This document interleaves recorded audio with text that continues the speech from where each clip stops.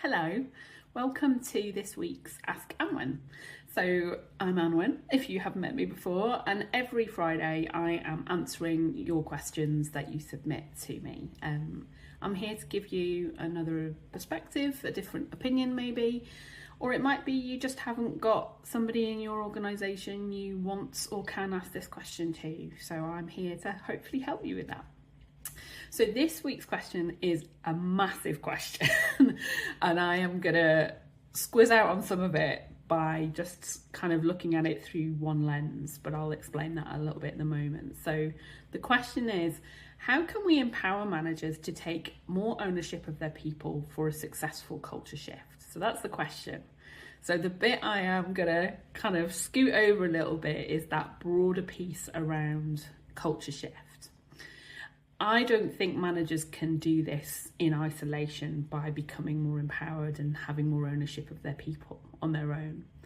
For real culture shift, it is the whole organisation, the ecosystem that sits around those leaders, those managers, that really have the most impact in terms of culture shift within the organisation. But each manager absolutely plays their part in that. And there is a knock-on effect here, and that is about, how as an organisation, the culture of the organisation, how is that stepping into the space of expectations and demands, and I mean that in a positive way, of our leaders. What are the expectations that we have on leaders? So that's how I'm going to answer this question for you around how we empower our managers to kind of really take ownership of their people. Because I have said it far too many times myself, that response of, why won't they just do their job? Why aren't they taking responsibility for their team, their people? It's so frustrating as a HR person to find yourself in a situation where you've got a leader who just won't step into the action and the activity that they need to do. Because it is their role. As a HR person, you cannot manage their team for them.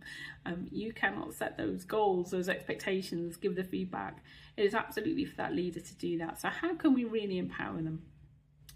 So first off, we need to be taking some time to make sure as an organisation, as kind of leadership teams, that we've got some clarity on what is it we want from people in our organisation broadly.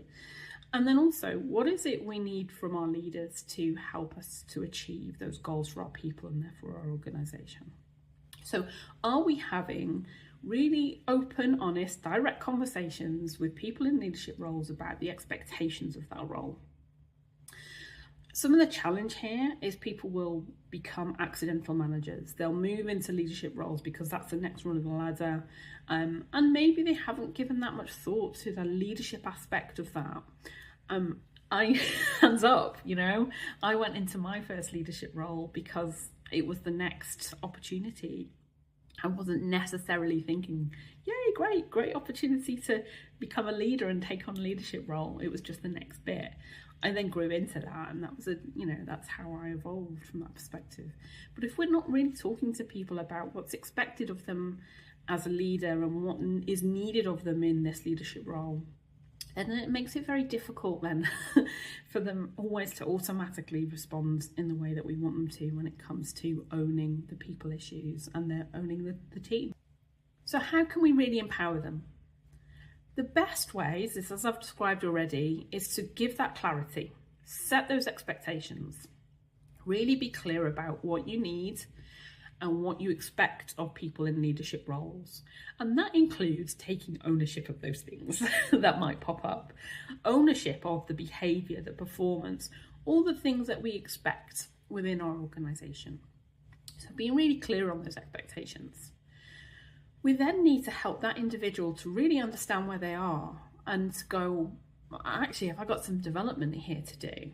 And then the organisation really needs to step in and help those people in leadership roles, those really important people, to develop those skills, behaviours, the mindsets that they need to deliver on those expectations that you have of them. You have to invest in those skills to make that happen, or you have to enhance them to the space that you want in your organisation. Just telling people, expecting it will not be enough. You need to make sure that you're able to help them get to the level that you are looking for.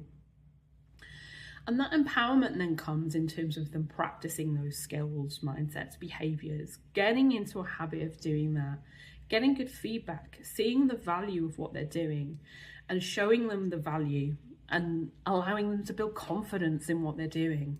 So have a think about your internal processes for coaching, mentoring, feedback, support, so that they continue to kind of connect with those things that you wanted them to do well, and that they're seeing the value in doing that. So key things really in this area of empowering your managers is be really clear about what you want from them, what are the expectations, help them develop those skills, and then really help them to put those skills into practice and build confidence with them. From there, hopefully, they will actually enjoy it. They will really enjoy the leadership aspect of things. The cleanest way to have an impact on your culture change is to have the right level of expectations, people able to deliver on that, and to do it really well, and hopefully because they're enjoying it. So that's this week's question. If you've got your own question you'd like me to take a go at, then please fill that form in. It'll be in the comments. You'll be able to access that, or just drop me a message. Happy to do that too.